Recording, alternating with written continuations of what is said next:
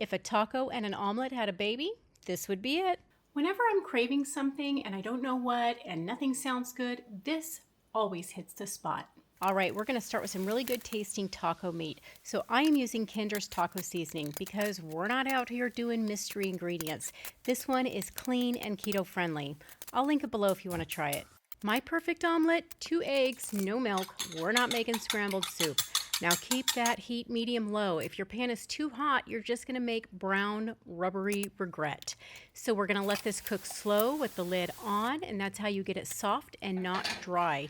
We want it just set, not overcooked and sad. Swirl it around and get that uncooked egg to the edges because slimy eggs, we don't do that here. So once the eggs are almost set, that is when we bring in the taco meat and the cheese. And this is what takes it from breakfast to a meal. Now we build it. Lettuce, sour cream, salsa, more cheese, whatever you're feeling.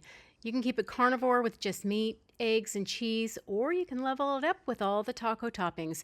Either way, it is gonna hit. There is no wrong answer here. You pick your lifestyle. All right, now let's do a taste test.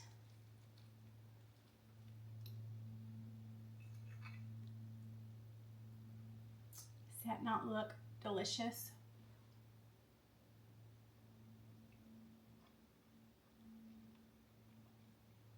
So good.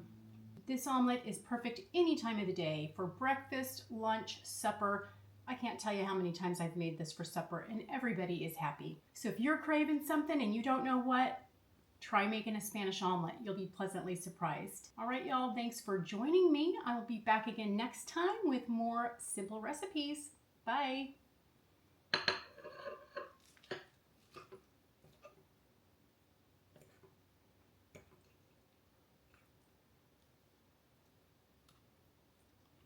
Mm-mm-mm.